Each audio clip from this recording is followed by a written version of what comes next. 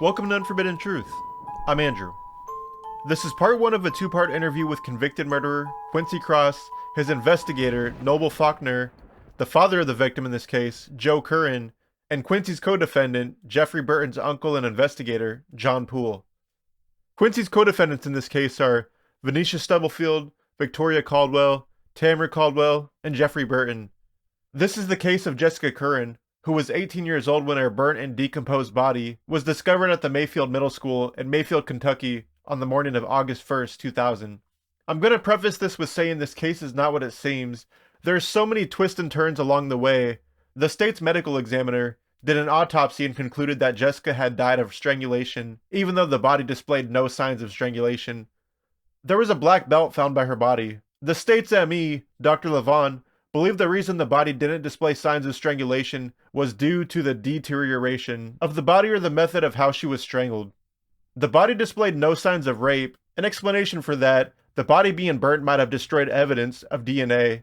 Before Quincy and his co-defendants were implicated in the crime, there were two men previously indicted for the murder of Jessica Currin. The two individuals that had been previously indicted were Jeremy Adams and Carlos Saxton. The indictments were dismissed in 2003 after discovery violations were committed by the Mayfield Police Department. After the charges were dropped, the case went cold until 2005. 5 years after the murder of Jessica, two witnesses that had been previously interviewed by police, Victoria Caldwell and Vanessa Stubblefield, changed their stories to implicate Quincy Cross. Victoria and Vinisha were the star witnesses at his trial. They both gave testimony, which are both inconsistent, as you will hear throughout the interview, from the investigators, as well as Quincy. Victoria testified that Jessica and Quincy came over to her house on the night of July 29, 2000. Vinisha told Victoria to look out for a car that would be flashing its lights, as they were going to be hanging out with the driver, who was Quincy Cross.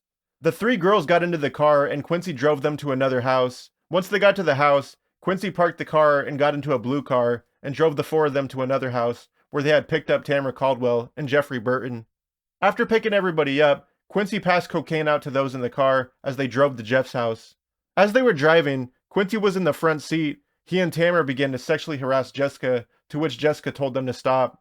After reaching Jeff's house, Quincy picked up a mini baseball bat from the floorboard of the car and hit Jessica on the head. That knocked her out.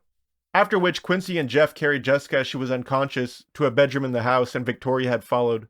After getting her on the bed, Quincy attempted to have oral sex with her, but her mouth wouldn't open, so instead he had masturbated. Jeff Burton then began to have sex with Jessica, while Tamara kept her legs open. During the incident, Jessica began to regain consciousness. She started making noises and repeating the name of her infant son. Quincy then took a wrench and hit her in the head. Victoria testified that the blow from the wrench knocked her out for a second time. Victoria would later bury the wrench in her sister's yard. The wrench was logged into evidence by police and was used as an exhibit during trial. After hitting Jessica with the wrench, Quincy then took off his black belt and began to strangle her. Victoria described the belt as a black, leather-braided belt. Jessica was fighting for air, but soon after stopped.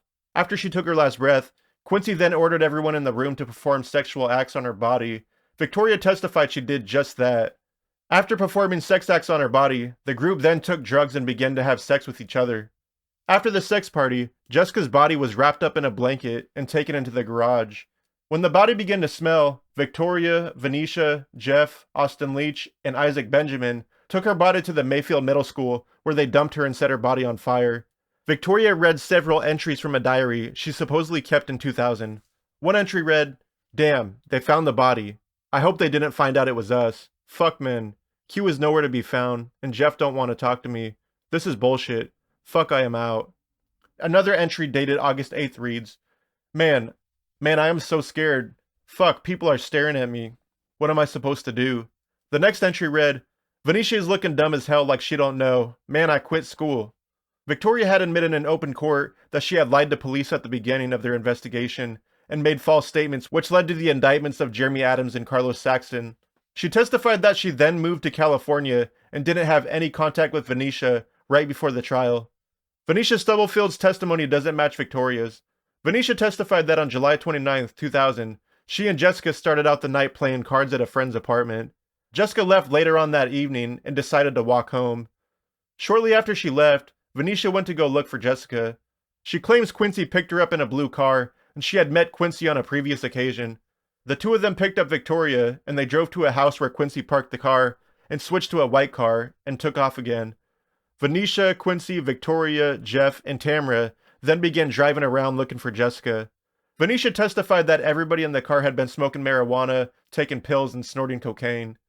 After driving around for a while, they finally found Jessica walking. Vinisha asked Jessica if she wanted a ride. She said she did, but she only wanted to be taken home and nothing else. As soon as she got in the car, Quincy began to sexually harass her. Quincy drove the group of them to Jeff's house. Once they got inside, Quincy and Jessica got into some type of argument. Quincy hit her and forced her into Jeff's back bedroom. Vinisha was in the living room for about 25 minutes, while the two of them were in the bedroom. Vinisha says that's when Jeff told her to come to the bedroom. After entering the room, Vinisha saw Jessica, who was unconscious, while Quincy wrapped a belt around her neck. She was unsure if Jessica was dead at that point in time. After using a belt to strangle Jessica, Quincy got on top of her and began having sex with her body. After he was done, he instructed everybody else to have sex with their body, to which they agreed. After everybody was done, Quincy and Jeff moved her body to the garage. Later on, Victoria, Vinisha, Jeff, Austin Leach, and Isaac Benjamin disposed of her body at the middle school. There were several other people that testified at trial, one of which was Graves County Deputy Sheriff Mike Perkins. He testified that he arrested Quincy and Mayfield the morning of the murder. Victoria's sister, Rosie Christ, testified that Quincy told her he was in the room when Jessica was killed. Tamara Caldwell entered an Alford plea and was convicted of second-degree manslaughter and abuse of a corpse, receiving a 10-year prison sentence. Tamara served more than 5.5 years before being released. Jeffrey Burton also entered an Alford plea and was convicted of second-degree murder and abuse of a corpse, receiving a 10-year prison sentence. He served 7 years total. Vanessa Stubblefield and Victoria Caldwell pled guilty to lesser charges. Quincy was convicted of capital kidnapping, capital first-degree murder, first-degree sodomy, first-degree rape, abuse of a corpse, and tampering with physical evidence, receiving a life without the possibility of parole sentence. The evidence used to convict the 5 individuals in this case was based off of testimony of Victoria Caldwell, Vanessa Stubblefield, and Rosie Christ. In recent years, new evidence has come to light, indicating that the convictions were based on perjured testimony and falsified evidence. A few years after Quincy was sentenced to life without parole, Victoria had admitted to Dale Elliott, a former Kentucky Innocence Project investigator, that the motive of her original testimony was reward money that was being offered for information related to the unsolved murder of Jessica Currin. She admitted to conspiring with Vinisha to make up incriminating stories that would be of interest to authorities. Victoria told Mr. Elliott that at trial, she repeated a detailed version of the murder and other crimes that Kentucky Bureau of Investigation agents Lee Wise and Robert O'Neill coached her to say. She has since admitted she has no knowledge in the murder and has no idea if Quincy is involved in it. She also admitted that the incriminating diary was written by her, but the KBI agents dictated what was being written while she was in the back of a police cruiser. Victoria told Mr. Elliott that she was willing to lie in court and fabricate evidence and threats of losing her money and welfare assistance and even her daughter being taken from her if she did not commit perjury for local law enforcement. Mr. Elliott spoke to Victoria's sister, Rosie Christ, and just like Victoria, Rosie also was willing to commit perjury in exchange for reward money, as well as being in fear from threats against her from local public officials. Vinisha had told Mr. Elliott during an interview he conducted with her that authorities had intimidated her with perjury charges if she did not lie for them, so she had said and written what she was told to do, and later recanted what she had said in court, which was a big piece of evidence in securing convictions in this case. This is an overall summary of the case, the characters involved, and whatever I didn't cover, Quincy, the 2 investigators, and Mr. Currin will cover. Here's part 1 of my interview with Quincy Cross and private investigator John Poole. Paid collect call from Quincy Cross. an incarcerated individual at Southeast State Correctional Center. Where were you born? I was born in Tiptonville, Tennessee, Lake County. Down Lake County. Tiptonville, Northwest Tennessee. Born and raised. Lake County, Tiptonville, Tennessee. Didn't have much. But, grew up with a solid family. I grew up with a nice community. What was your first positive memory as a child? Targeted. Well, let's see, targeted. Well, it was like my grandfather, great-grandfather. I had a lot of good times around with them, Good memories, good times, I was raised on the farm, for real. Raised on the farm, man. You learn a lot of lessons. Learn a lot of respect and a lot of dignity and a lot of pride for life. What was your first negative memory as a child? Let me see. Well, my first negative energy was the time 1986. I come home from school and my mom told me my grandfather set himself on fire, man. He said that he was dead, man. That was my first traumatic, that, and it wasn't too much longer there. Wasn't too much longer there. Was one of my best friends, Frederick. He got murdered in the Mississippi River. Yeah, he slipped and hit his head on one of them rocks, man, and rolled in the river. So I had a lot of anger, frustration off the back of that. Most of the time I played sports. I like sports. Football, baseball, softball, t-ball. I did a lot of playing a lot of different balls around the neighborhood too.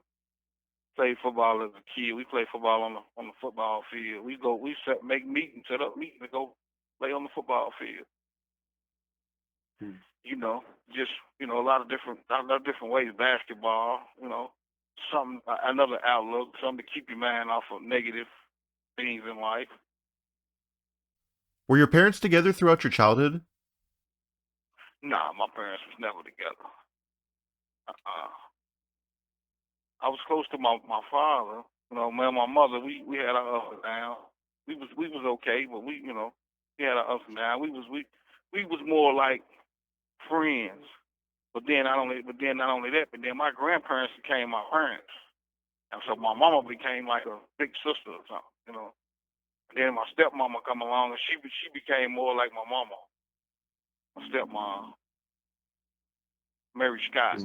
The lady my daddy with to this day, she became more like my mom. So, I did have a nice mom. I had a few moms because my grandmother, Mary Nell Woods was my grandmother, and Margaret Grace Cross, they was my mama. So I had, I took care of a lot of them, and I, did things with them, spent time with them, went fishing and cooked cakes and things with them in the kitchen. So, it kept my mind occupied too as a kid. I was real close to my grandparents. What was your behavior like growing up, going back as early as you can remember? Man, I was more like a little kid, until more leaning about the 5th grade, Well, my mom, my real mom, she had this husband that she married, man, and he would put his hands on her a lot, you know what I'm saying? So me and my brother didn't ever go for that. So, we had to tune him up, sometimes, but then, he'll straighten up and we'll leave it alone. Them was the times, the rough times that I would have seen my mom go through some serious trauma in her life, but, she grew out of it. She knew what it was, and we helped her along with that. But yeah, other than that, man, it's like, life was good. Life was good, and it was good, going to church, all that. What was your behavior like in school, primarily your middle school and high school years? I played football, man. I was crazy about football, so I kind of took school kind of halfway serious. But then I did use it as a tool too, man. I didn't really pay attention like I should have, because I was the kind of clown, in a way I was the kind of clown. But I love football. Football was my dream, man. That's exactly what I was doing mostly. That's what kept me out of the trouble from 6th grade to probably 9th grade, 10th grade. Kept me out of trouble, man, because football was what I liked. I liked playing football. I was good at it, and working out, it did a whole lot of good on my mental capacity of living. Yeah, working out, man, is good for me mentally. Takes a lot of different angles and negativity away from you when you work out. So I got into a little trouble, but throughout overall, I was okay. What's the extent of your education? The extent of my education, I've made it to about the 10th, 11th grade. Then I ended up going to Job Corps.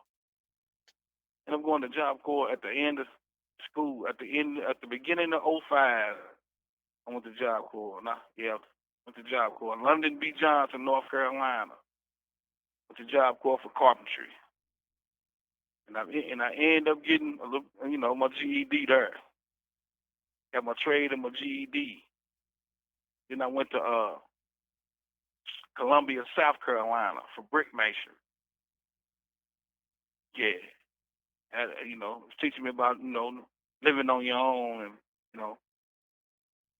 Then I left there and went to Miami, West Palm Beach for underwater wells. Yeah. Yeah, I went, yeah, I got back. I was just getting ready to turn 19 when I was just getting back. Yeah, I went from 95 to 97. Yeah, and I went to school for underwater welding, man, and I learned a lot down there. But my real mom caught cancer, so it's time for me to go home and take care of my real mom. Then I had enough money saved up to where I can get my own apartment. But in the process of me getting my own apartment, my dad's mom, she had Alzheimer's, so I went and moved in with her and took care of her for a few years before she passed in '99. Have you been diagnosed with any mental illnesses? No, I have not. Did you engage in any criminal activity as a juvenile? Yeah, I did. I did. I mean, because that's all that was around me, basically. That's all that was around me. So it kind of rubbed off a little bit, selling drugs. It kind of rubbed off a little bit. What types of drugs were you selling at the time? Marijuana and cocaine. Marijuana and cocaine, man. Those were the two drugs I was selling, man. Because I guess it was so easy to come by, and it's like everybody had it. So that's what I cling to. And doing that, I could make money to provide for not just for me, but for my family, the ones that I call my family.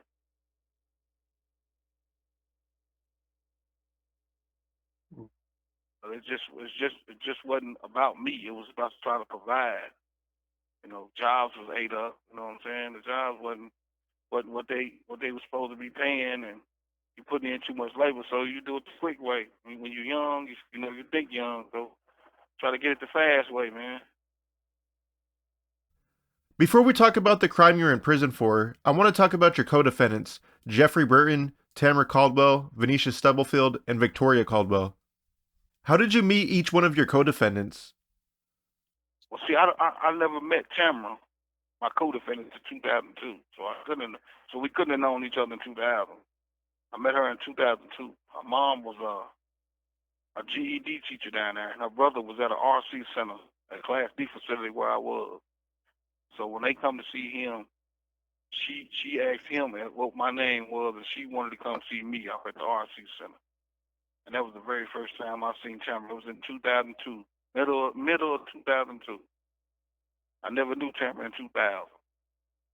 Now Jeff Burton, I still don't know him.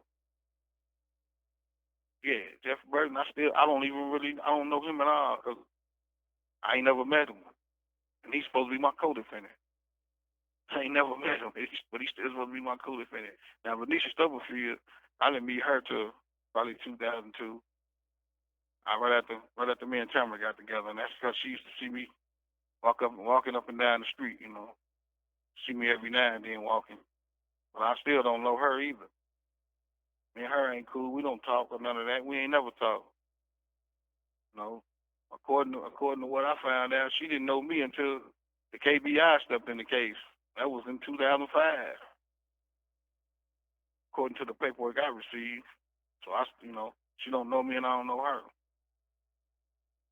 Let's talk about the crimes you're in prison for. You're convicted of capital kidnapping, capital murder, first-degree sodomy, first-degree rape, abuse of a corpse, and tampering with physical evidence, and the murder of Jessica Currin. I know there's been a lot of controversy surrounding this case and your conviction. Tell me about when you were arrested and charged with capital murder, facing a possible death sentence for the murder of Jessica Currin. Tell me what you do know about this case. I didn't know. I don't know nothing about this case. All I know is I'm locked up for it. For something I don't know nothing about. Off some he say, she say. First of all, no physical evidence. Off some he say, she say. How can they do that? No physical evidence, but just he say she some 5 or 6 years. He say she say. So I'm just trying to ponder all this time that these people done gave me, man, and it's not right because I do know that I did not commit this horrific crime. I do know that, and I do know that my co-defendants that they accused me of having, Tamara and Jeffrey, they don't know nothing either. Because if I don't know nothing and they were supposed to be with me, they don't know nothing either. And so I'm not gonna make up no lies on them.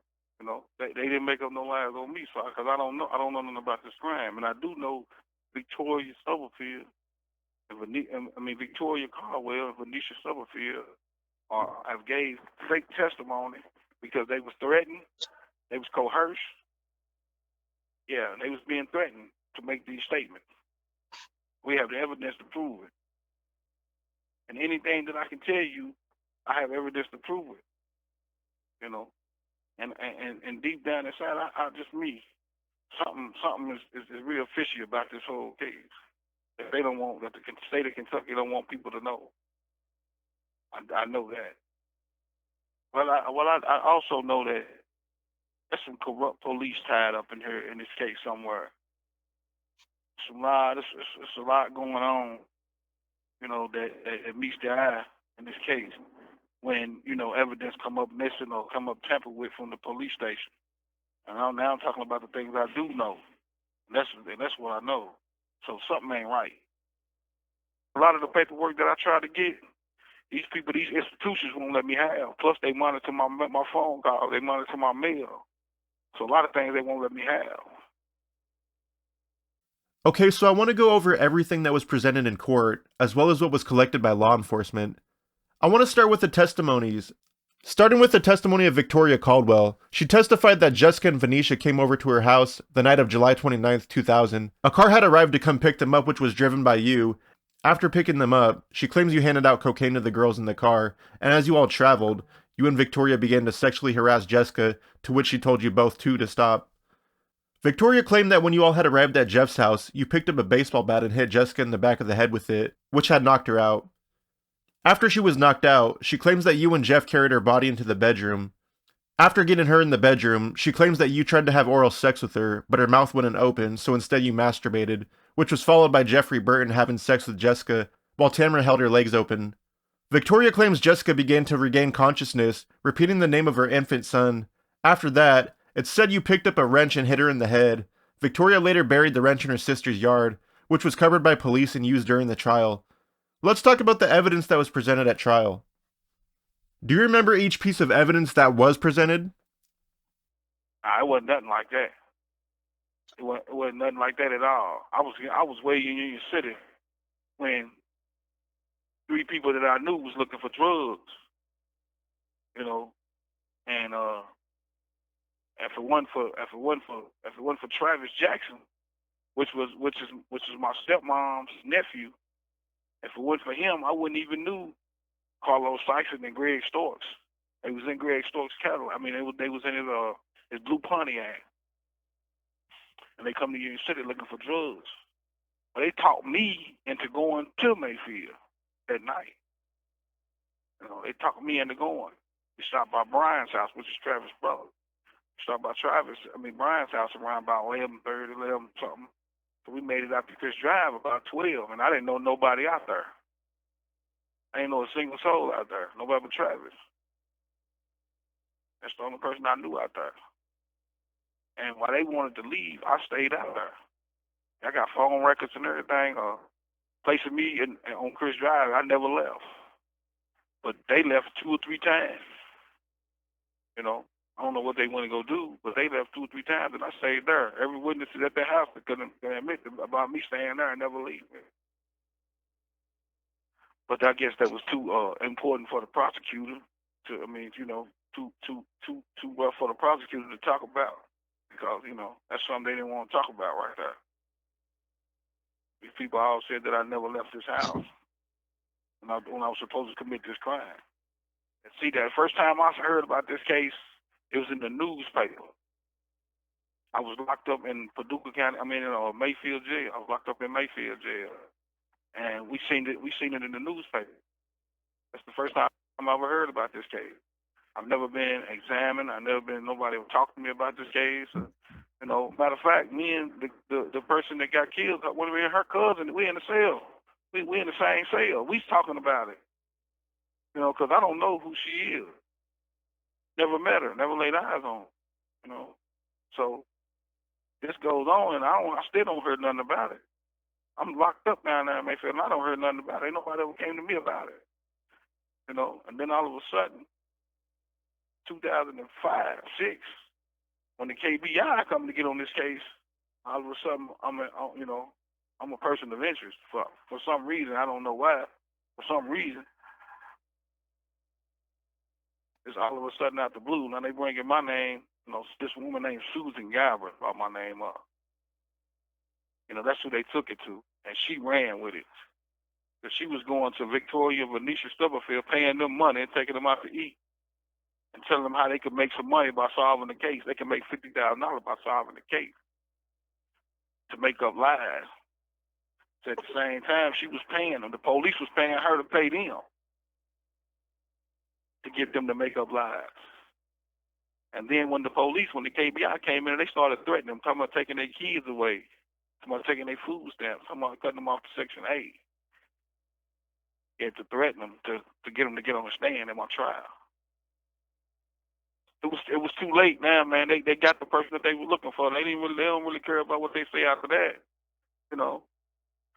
Yeah, they got the person of interest, man. That's what they've been looking for. They got who they wanted. I don't know why they wanted me or they wanted the sister to solve the case. That's all. They didn't care who they get. They just wanted to solve the case because the Curry family was making too much noise out there, so they couldn't just let it go and say leave it unsolved. They had to pin it on somebody. And if somebody was anybody, it could have been anybody. Once you get off in this paperwork that I got, all this paperwork I got, the police had something to do with it somewhere. Because they're trying to cover up too much. Police is trying to cover up too much. It's the crooked police. It was some crooked police in Mayfield, man. That, from my understanding, they was having sex party with these underage girls, man. They was having sex out there at what they call a country club with these underage girls because we got this girl on tape. Her name is Nikki Brown. She's telling everything about how she used to take the victim out to this country club to dance for these police, these other high-powered people in Mayfield. So we have all that on tape, too. After you were sentenced to life without the possibility of parole, what was your reaction? This can't be real, man. This can't be real. This can't be real. And I know I'm going to beat it because they have no evidence. That's why I turned myself in. They didn't have to go look for me or none of that. I turned myself in on the aspect of I didn't know a thing about this case, and I was going to I'm proving them wrong. I don't have nothing to hide. I wasn't gonna run. I didn't have nothing to hide for, or none of that. So I turned myself in Hickman County, and they took me to this hotel building. The KDI came and got me. Took me to this hotel building in Paducah. And they got to asking me questions about this case. And I kept telling them, man, if y'all got an indictment on me, man, evidently y'all got what y'all need. So ain't no need you talking to me. Let's go lock me up in this jail. Ain't no need us calling talking. Because I already know I'm ready to beat this case. That's what's going through my mind. I'm going to beat this case because there is no way you can put me you can put me somewhere that I have never been or put me in the same category as somebody that passed and I don't even know this person. You can't put them around the same people that night that was with me. You couldn't put Jessica. Did nobody out there at that house on Chris Drive ever see Jessica that night? Nobody. Nobody that was there that stayed there all night. Nobody. Like I said, Travis and Carlos Sison and Greg Stewart, they left. They left me out at Chris Drive. They left about 3 times. Now they could have seen her, but anybody that stayed at that house that didn't see her. 'cause she ain't never come out there no Chris Drive. And besides, as far as the crime scene, the thing happened behind the school. Chris Drive is on the outside of Mayfield. The school is in the middle of Mayfield. So, that's two totally different places. Two totally different places. And another thing I can't understand is houses all the way around that school. So how you gonna burn something without nobody seeing that? How you gonna do that? It's houses all the way around that school. That faces that school on the back of it. And ain't no way you gonna commit a crime right there and not see it. But according to the forensic side, the crime happened behind the school. They still never gave me, and I'm locked up for a direct cause of death at all. So I still don't know. I got to know. I got to find out because I don't know. I'm doing time for a crime I didn't commit. So I need to know who done it and what happened. I just feel like that's the least I need to know. But the family need to know. Her mother and father and brother and sister need to know more than I do. But since I'm paying a price for something for a crime I did not commit, and I feel like I need to know too. But whatever's going on in this case, it ain't right. And we need to find out. Need to shine a good light on this so people can understand, how this can happen to anybody. How this can happen to anybody. White, black, Mexican, Puerto Rican. It don't matter. This could happen to anybody. But that's why we need to shine a light on it so people can get a better understanding on what type of other people that we have in power. They letting anybody have this power they can use against people. And that's not right. Because the justice system is supposed to be just.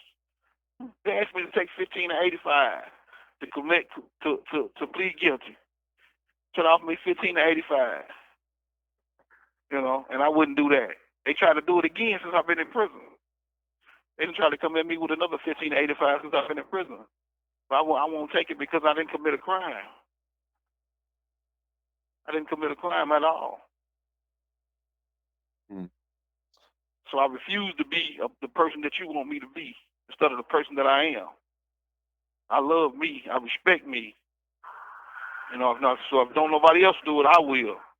And it's a certain way I have to live. I'm not gonna live with this on my record because I didn't commit this crime. And if I knew anything about this, I wouldn't have mind copping out or doing whatever it takes or pleading guilty or whatever. If I knew anything, but I can't tell you nothing I don't know. Man, I didn't know. I don't know how. You know what? To this day, I still don't know how I'm taking it, man. I'm taking it. I'm just taking it one day at a time, man. I'm letting God deal with me, man. Show me the ways and be prosperous, man. Because I still don't know how. I'm just taking this like it's hard to do, but I know that all I have to do is have faith. And all I've ever said in the first newspaper when they found me guilty was, it's up to me and God. It's up to me to suffer and go through it. And it's up to God for the truth to come out. And sooner or later, the truth will come out. What were your co-defendant sentences? Tamara and Jeffrey. I can't really pinpoint what they tampered with physical evidence or the abuse of a corpse, something like that. And they've been out now. I think they only did like 6 years, so they've been out now. They've been out for a long time now. But they couldn't testify against me because they didn't know me at the time that this crime was committed. They never knew me anyway. Jeff Burton, like I said, he don't know me at all. I met Tamara in 2002, so they couldn't get on the stand and testify against me because they didn't know me. 2000. Has there been any recent movements in the courts with your case? No, not within the last couple of years. I'm in the Sixth Circuit. I'm in the federal court, waiting on them to give me a decision. I don't know how that's going to turn out. How do you spend your time on a day-to-day basis? Well, mostly trying to read things and try to get a better understanding of myself and try to change. I'm changing for the best.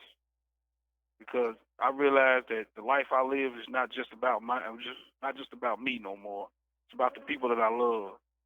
So therefore, I spend time with, trying to occupy my time, with positive things and, being around positive people, so I can be a productive person in, the community. Have you taken any type of rehabilitation classes or furthered your education since being incarcerated? Yeah, I'm cool. I got NAA classes, parenting classes, cage and rage classes, prison to the streets. The different atmospheres of things that you could do, even if you are a felon or by you coming out of prison. The different things you could do to better yourself and not only that, but help other people too. Before we conclude this interview, is there anything that you'd like to talk about that we haven't covered yet? Well, I like to get get this on record. The Kerr family is one of the most wonderful families you can ever get to know, and by them getting to know me and who I am, we struggling and striving for the same thing. We want to find out how this cruel murder happened, and who done it. So there's a couple of websites you can go to look it up, and you can see everything that you need to see in order to understand that Quincy Cross did not commit this crime. And I die, go to my grave with it, no matter how long I stay in the prison. But my fight, this is the most serious fight I've ever had right now, is fighting for my life. And that's what I do every day. And I struggle and strive to be a better person. Other than that, I'm hoping to see freedom one day.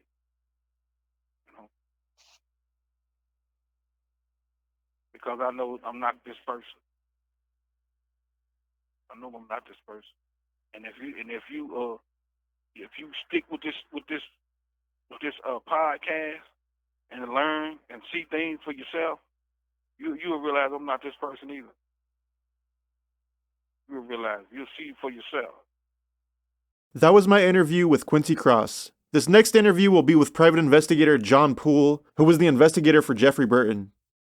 So John, tell me a little bit about yourself, your background and your history, and your association to this case. Well, all my career, just about from the time I was 24 years old, has been in law enforcement, either as a police officer or a code enforcement manager in Southern California. Of course, I got involved with this case because my nephew, Jeffrey Burton, is one of them that was charged. And so we hired Mark Bryant, attorney in Paducah, to represent Jeffrey. And part of the deal was that my wife and I would work in his office and help research the case, which we didn't mind doing that. And in my law enforcement background, it made sense. So we, over the years, have put together a lot of the evidence. And of course, I had access to all the discovery, so I was able to investigate it. And also, Joe Malone as an investigator for Mark Bryant. He worked with me and compiled a lot of the information that we have. So through all this, I've met Noble Faulkner and Joe Currin and a lot of the others that are involved. And so we've made efforts time and time again to try to get to the truth, because if you look at this case, there's no way that the persons that got convicted of this or took plea bargains could have done it. The one thing, the basic things they teach in investigation and any police training is that if the statements that you're getting from your people you interview doesn't match what the crime scene is, you got more work to do. And there's no way that if you look at that crime scene and from that and from what the witnesses that the state used, nothing matches up. I think it was just a rush to get somebody convicted, and that's what they did. And they actually took people that had very low incomes and were very easy to scare into making statements. So that's kind of in a nutshell how I got involved. It's what's really interesting. I think I have a decent knowledge in this case because Jeffrey was talked into taking a plea bargain by his attorney against the family's wishes, but I kept most of the access to all the discovery information in the investigation that Jim Malone and I did, and I obtained a license as a private investigator for the state of Kentucky. And I did the Austin Leach case, and that was a case that actually went to trial, and he was another one that was charged in this case. And really all we did in that case is use the evidence that we put together for Jeffrey, and he was acquitted. And we talked to some of the jurors after the verdict, and they all indicated, the ones that we talked to, that there was no doubt in their mind that the case was messed up. And they said it took longer for them to decide what they were going to eat for lunch than to make a decision. That's an actual quote from two of them. So, and then from that, we've done appeals. We've worked with the Kentucky National Innocence Project. We've done everything we can. And Joe Currin has been super supportive. Noble has been out there getting evidence. So everybody's worked on it. But so far, we haven't got anything positive accomplished. Were you present at all in his legal proceedings when it came to being offered plea deals? Yes, but I wasn't allowed. Well, that deal was made without me being allowed to participate. Of course, the attorney would say that I didn't show up. They weren't going to let me talk to him anyway. I had already talked to Jim Malone, the investigator, and he told me that they were going to make a plea deal or strongly advise him. And he was afraid because the death penalty was on the table. It's a perfect scenario how to scare people into pleading to something that they didn't do. A lot of times the public says, I can't understand why somebody would plead to something they didn't do. I can tell you as a law enforcement person, you can make people plead to things that they didn't do. You can scare them to death. And especially people that already had some criminal contact and things like that, or where they supposedly were threatening to take children away.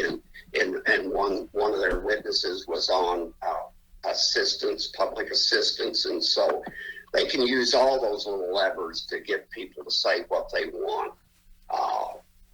And so but I've been to every hearing, federal, whatever, that's been involved. In fact, I was at the jail when his attorneys met with him just prior to the trial. And when I left that jail, they were going to go forward with the trial. And then I got a call from Jim saying they're going to get him to plead. But, the attorney always has an argument that, look, the death penalty's out there. It wasn't bad. He got a very light term for what all he was charged with. And so they'll say, we did the best we could. So they always have a defense. Do you think if you guys would have taken it to trial, the outcome might have been similar to what Quincy received? I think it would have been different. Quincy's trial, the odds were against him. They got the venue changed. The venue was going to be in Hopkinsville, Kentucky, and you had had a broader range of jurors to choose from. The last minute, it got shifted to Clinton, Kentucky, a small town of maybe 1,000 people. And they were irritated that they were even called to be on jury duty. Another attorney that I worked with that did the Leach trial, we went down, and he's well known in Clinton, And we tried to interview the jurors because that's a normal thing. You talk to jurors after a case. Some will talk to you, some will not, and find out what was the reason they made the decision they did. Nobody down there would talk to us. And then I found a lady that her aunt was one of the jurors, the only black female juror, or the only black juror on there. And she supposedly was intimidated by the white jurors. But that was never brought up in any of the appeals that the state did or in anything. But as far as I know, that's never been followed through. And you know, if you look at a place like Clinton, it wasn't an ideal. And then the judge, the circuit court judge, he was fairly new, and they had the state attorney's office pushing that case and presenting the case, and they kind of ran the trial. The real thing that was messed up at Quincy's trial, we were sitting down there, and Jim Malone and a retired police officer had already interviewed Rosie Christ, one of the state's chief witnesses, and Rosie had already recanted and said they forced her to make up that story. Well, the state calls her as a witness for the state, and she testifies for them in their favor, didn't mention about lying. Well, and Vince Eustace, who was the defense attorney, or one of them, had access to the DVD interview of Rosie Christ. So we're sitting there in the court with it, and we'd already met with him, trying to get him to impeach Christ if she lied. And so instead of impeaching her on her original testimony for the state, then he waited and called her for defense, never played the DVD, claimed they couldn't find a DVD player. We offered to go and get a DVD player.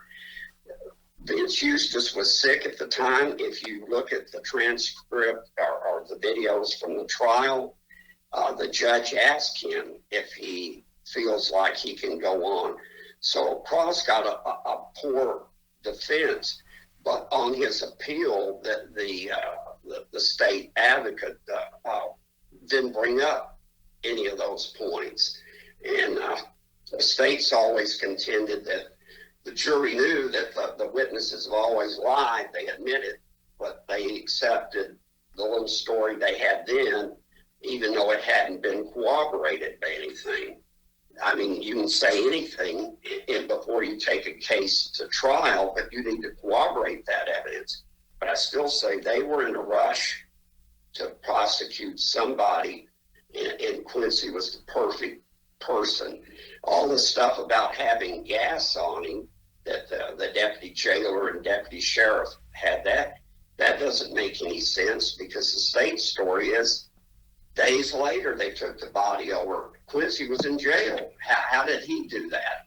I mean, nothing makes sense. The real thing that's bad in all this, that Susan Galbert wrote these scenarios. If you go through the discovery, in the scenarios that she had is what the state got these people to say, and it's far be it from the truth. Somehow, and it's in evidence, they let Susan Galbert into the crime scene.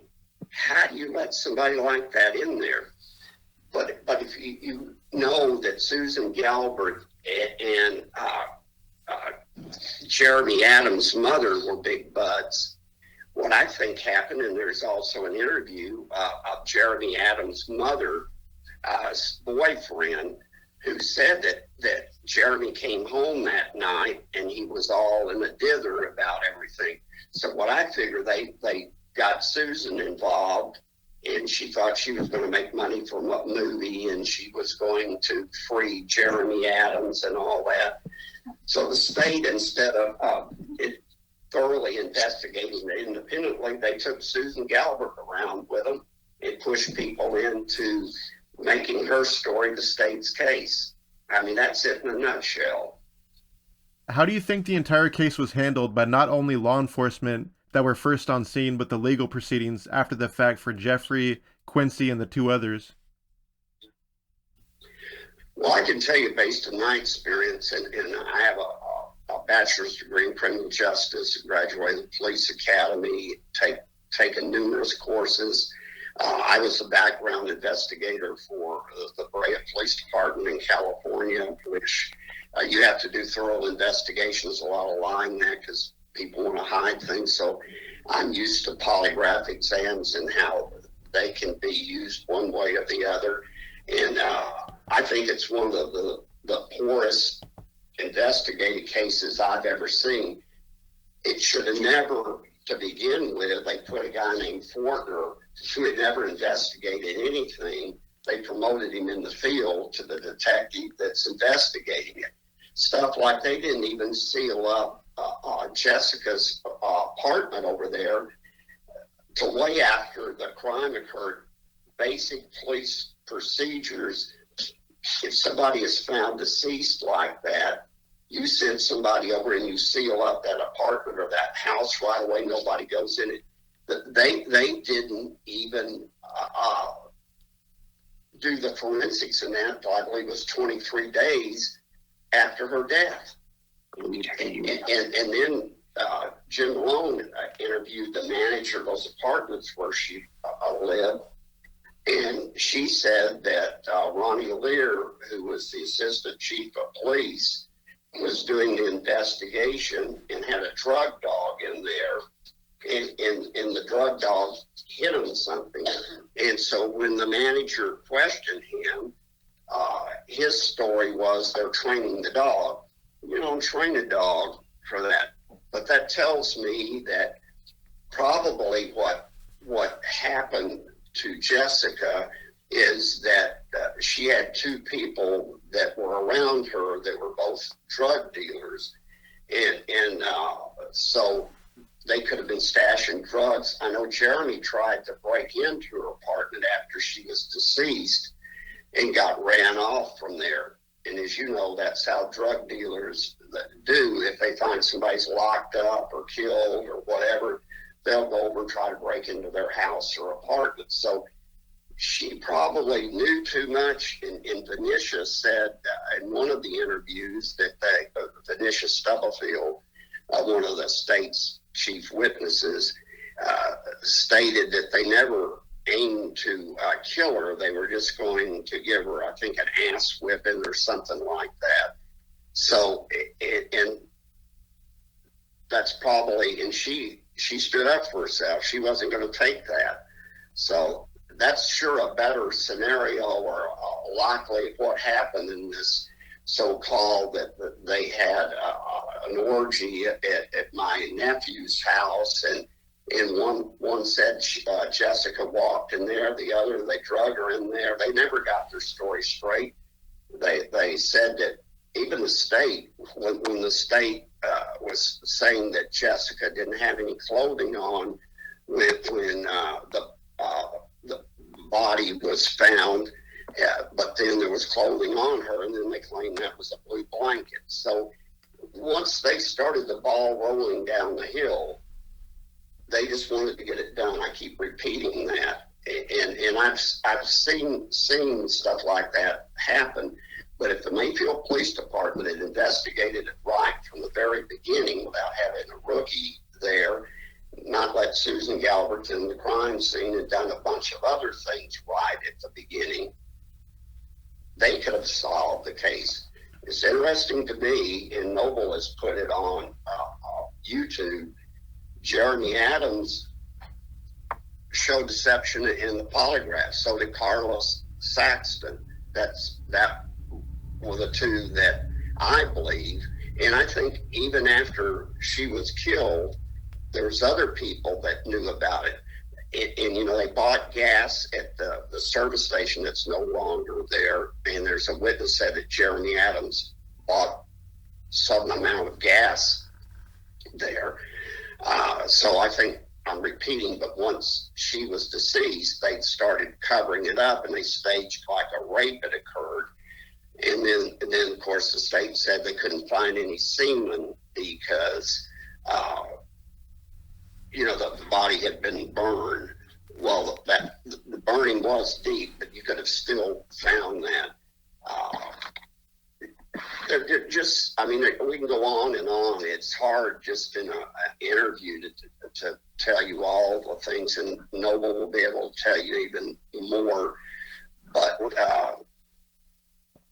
if it ever is fully investigated and looked at with all the discovery and everything, they could be used in classes to show how you can mess things up.